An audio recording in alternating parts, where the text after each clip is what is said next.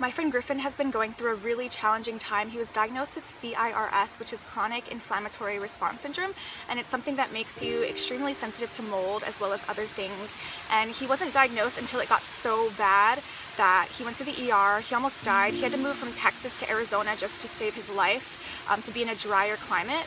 And throughout his life, he'd struggled with symptoms and they just never knew what it was. So he's been sick on and off throughout his life. And in Arizona, he was supposed to heal and recover, and he had some brain damage, and he was trying to recover from these things, but unexpectedly he started having a lot of seizures, and not just like a seizure here and there, but it's just been a lot of seizures to the point where he's completely exhausted, like multiple seizures a day sometimes. And so that makes it just really hard to function. You know, he can't work, and you know, that really makes me not take for granted how much like it means to have a body where you're not in pain all the time and where you're able to get up and function and do the things that you need to do. Like, I think so many of us take that for granted, and that's something that I'm just not as likely to take for granted anymore, seeing somebody go through something like this.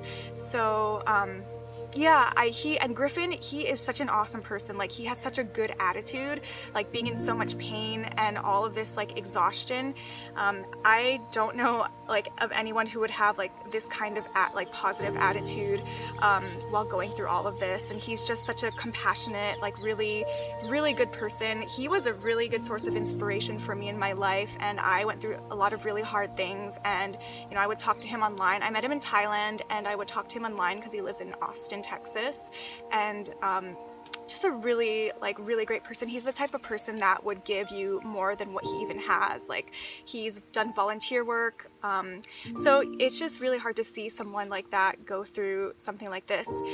So I just wanted to you know, share a little bit about what I knew. Because he needs a treatment that is going to be really expensive, because he can't work, and he needs to be able to heal from this. So the treatment, his doctor thinks that it'll give him a good outcome. I don't know what the treatment is exactly, but I know that it's going to be expensive. So I'm just asking, like, if you have it in your budget, and if you have it in your heart to, you know, just donate to his GoFundMe just to help him out a little bit, that would, you know, be really awesome. And I'm going to link his GoFundMe below, and I'm going to post it on the screen. And yeah, thank you so much for listening to this story, and I'm just praying for Griffin. And if you cannot donate, you know, I'm sure he would appreciate any prayers and you know, blessings sent his way. So thank you so much for listening, and have a good one.